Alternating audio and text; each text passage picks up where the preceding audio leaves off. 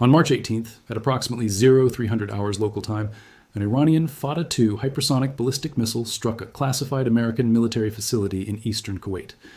The target was a forward command post where senior American officers were conducting operational planning for ongoing strikes against Iranian military infrastructure.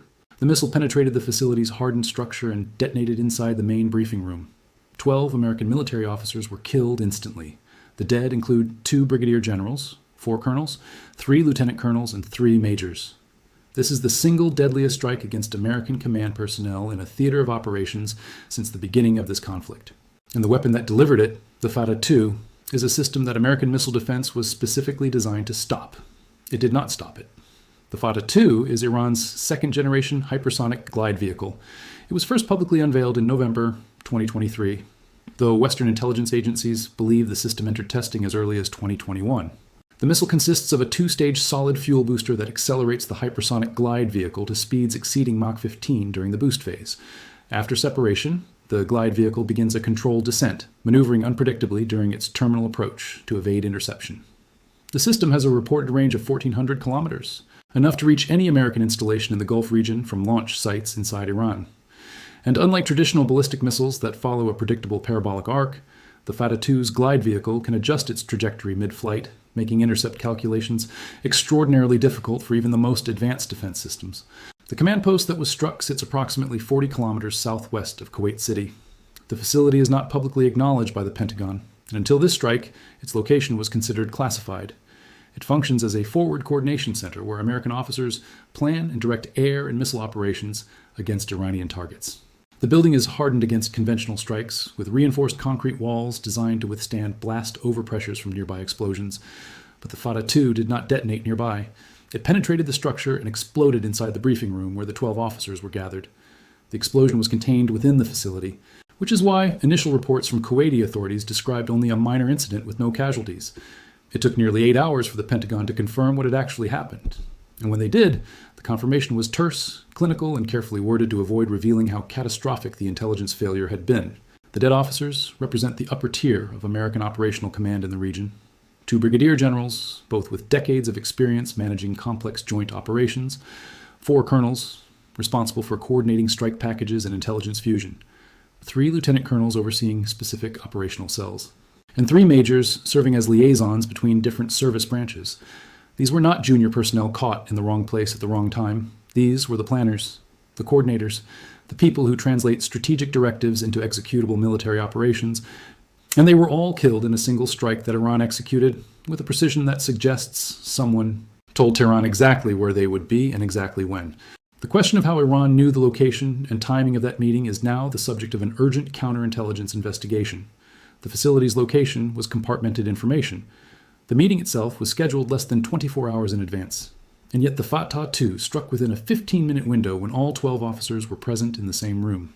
That level of precision requires either signals intelligence capable of intercepting American communications in real time, human intelligence from someone inside the operational planning structure, or technical surveillance that American security protocols failed to detect.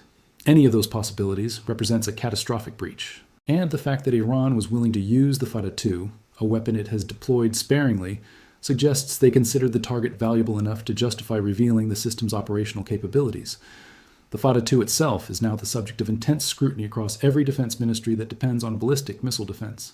Because if Iran can place a hypersonic weapon inside a hardened American command facility with the precision to kill 12 specific officers, then every assumption about what American missile defense can protect needs to be reconsidered. The United States has spent decades and hundreds of billions of dollars building layered air and missile defense networks designed to intercept incoming threats.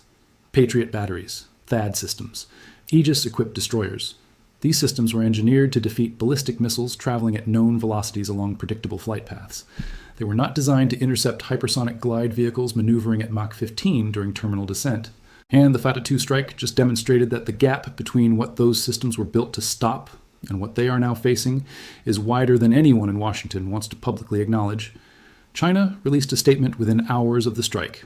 Beijing expressed condolences for the loss of American personnel, but also noted that the incident underscores the futility of military escalation and the urgent need for diplomatic engagement. That statement is diplomatic code for a message directed at both Washington and Tehran. China is telling the United States that continuing to strike Iranian military infrastructure will produce more of these results. And China is telling Iran that it has made its point and should now de-escalate before the situation spirals beyond anyone's ability to control. Whether either capital listens is an open question. Russia's response was more direct. Moscow released a statement describing the strike as a legitimate act of self-defense against ongoing American military aggression. Russian Foreign Minister Lavrov stated that Iran has every right to defend its territory and personnel against attacks originating from American facilities in the Gulf. That framing is deliberate. Russia is not condemning the killing of 12 American officers. It is justifying it. And by doing so, Moscow is signaling that if the United States retaliates for this strike, Russia will view that retaliation as an escalation rather than a proportional response.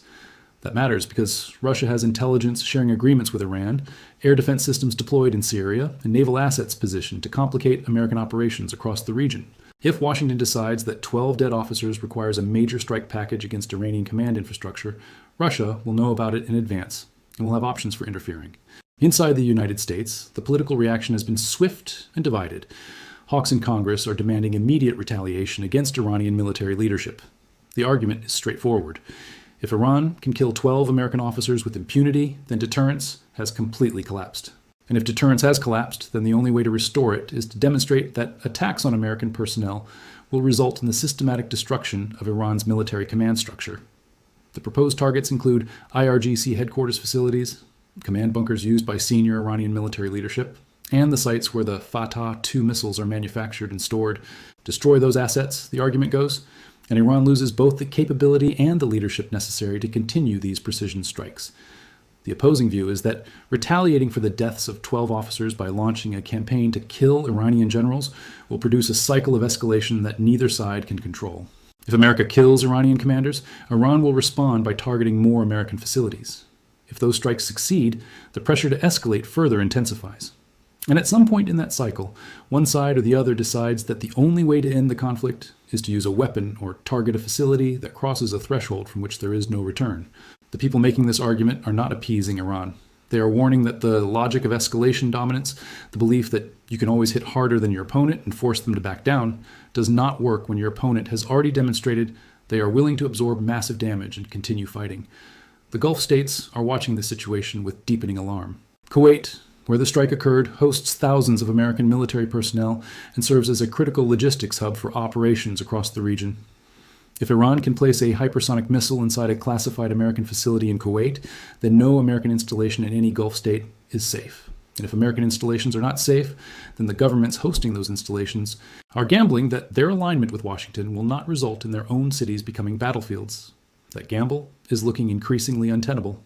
Saudi Arabia, the UAE, Qatar, Bahrain, and Oman all depend on American security guarantees, but those guarantees are premised on the assumption that American military power can deter or defeat threats to Gulf security. The Fattah-2 strike just demonstrated that the most advanced weapon in Iran's arsenal can bypass American defenses and kill American commanders with precision. If American defenses cannot protect American officers, how can they protect Gulf governments? The intelligence failure surrounding this strike is as significant as the strike itself. Someone in Iran's intelligence apparatus knew where 12 senior American officers would be, when they would be there, and how to target them with a weapon system capable of penetrating a hardened facility. That intelligence either came from signals intercepts, human sources, or technical surveillance. If it came from signals intercepts, then American communication security has been compromised at a level that endangers every operational discussion happening in the theater. If it came from a human source, then someone with access to classified meeting schedules is working for Iran. And if it came from technical surveillance, then Iran has deployed collection capabilities inside American secure facilities that existing security protocols failed to detect. Any of those scenarios represents a breach that extends far beyond the single strike. Energy markets reacted immediately to news of the attack. Brent crude spiked $7 per barrel within the first hour of trading after the Pentagon confirmed the deaths. The market is pricing in the probability that the United States will retaliate and that Iran will respond to that retaliation by escalating attacks on Gulf energy infrastructure. The logic is straightforward. If Iran can kill 12 American officers in Kuwait, it can place the same weapon on a refinery in Saudi Arabia or an LNG terminal in Qatar. And if that happens, the supply disruptions that are currently manageable become catastrophic. The next 72 hours will determine whether this conflict remains contained or explodes into something far larger. The United States is deciding how to respond to the deaths of 12 senior officers. Iran is preparing for that response and planning its next move. China and Russia are positioning themselves to exploit any fracture in the American coalition. The Gulf states are calculating whether their security partnerships with Washington are worth the risks they now clearly entail. And defense analysts across every military on Earth are studying the Fattah-2 strike to understand what it reveals about the future of precision warfare. What makes this moment so dangerous is that both sides have now demonstrated capabilities that the other side did not fully anticipate. The United States has shown it can strike deep inside Iran and destroy critical infrastructure with minimal warning. Iran has shown it can kill senior American commanders inside hardened facilities with a weapon that American defenses cannot reliably intercept. Neither side achieved decisive advantage. Both sides revealed vulnerabilities. And the result is a situation where continued escalation seems likely, but victory remains undefined. 12 American officers are dead. The weapon that killed them represents a technological leap that challenges the foundations of American missile defense.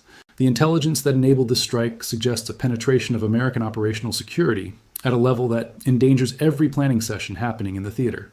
And the decision about what comes next is being made under time pressure, political pressure, and the knowledge that every choice available carries risks that extend far beyond this single engagement. The Fattah-2 did not just kill 12 officers.